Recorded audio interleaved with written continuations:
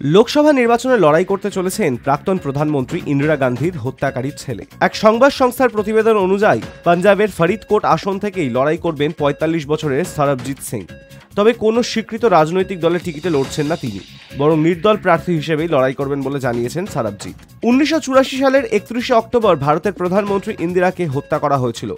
নিজের বাসভবনের মধ্যেই তাকে হত্যা করেছিলেন ভিয়ন্ত সিং এবং সতবন্ত সিং। সরবজিৎ হলেন ভিয়ন্তের ছেলে।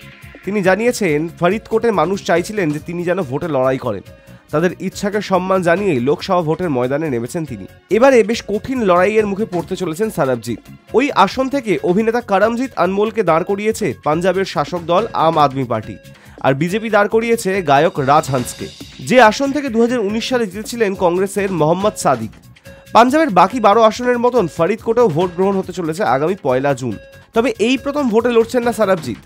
২০০৪ সালে লোকসভা নির্বাচনে ভাতিন্দা থেকে লড়াই করেছিলেন। সেই সময় ১.১৩ লাখ ভোট পেয়েছিলেন, তবে হেরে গিয়েছিলেন। ২০০৭ সালে পাঞ্জাব বিধানসভা নির্বাচনেও লড়াই করেছিলেন তিনি।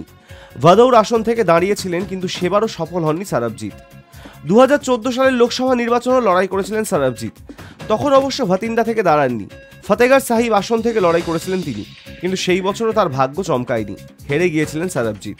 তবে তার মা ভোটের ময়দানে সাফল্য পেয়েছিলেন। ১৯৮৯ সালে রোপার আসন থেকে জিতেছিলেন তার মা Bimal Kar. Hi news network.